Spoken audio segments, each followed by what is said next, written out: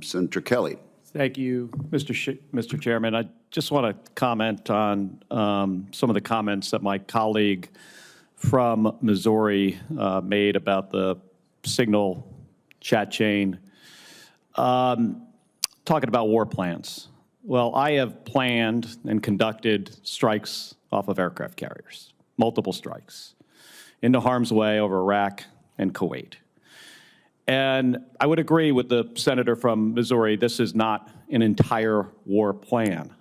What this is an operational plan for very risky combat operations off of an aircraft carrier.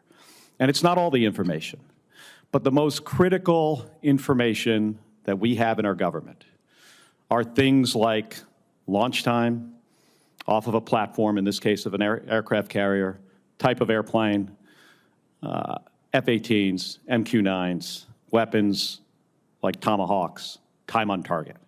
It is very critical information.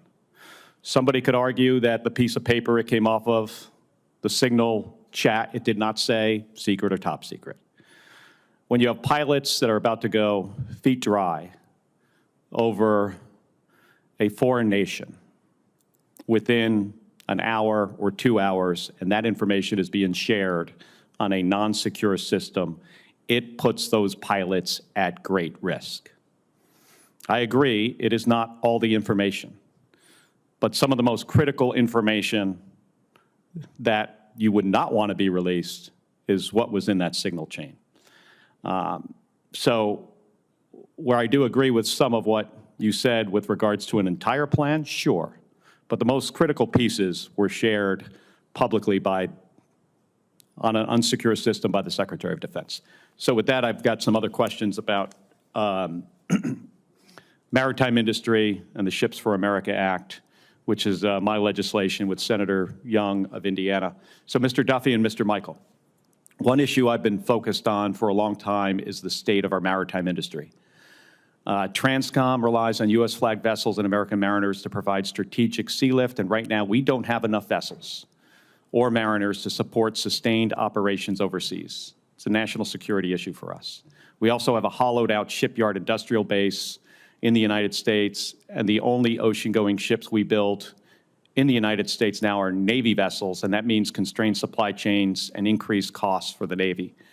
These are all really pressing issues for our national security. So, Mr. Duffy first, and then Mr. Michael, what steps would you take to ensure that our cast and forged industrial shipbuilding base, from forging to supply chains and production, are ready for competition, crisis, and conflict?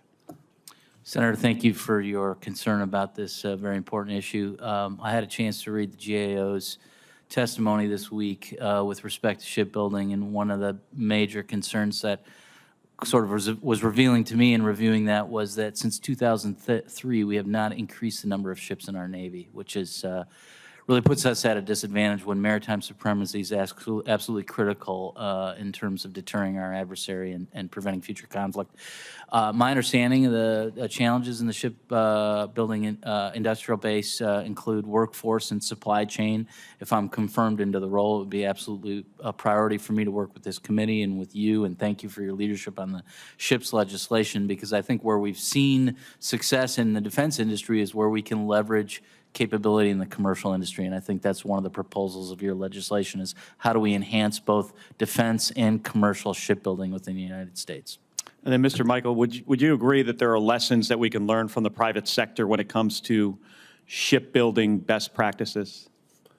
There are a lot of lessons learned. I think the most sophisticated manufacturers today have very sort of dashboard-like understanding of where their supply chains are. Every supplier that they're required to build something so that they can eliminate bottlenecks.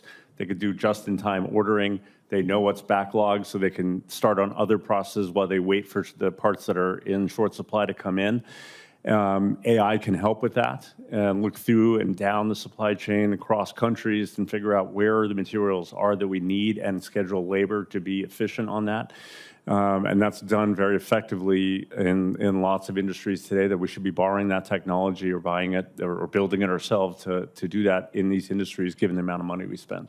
And do you think having a vibrant commercial maritime industry is going to help us build Navy ships?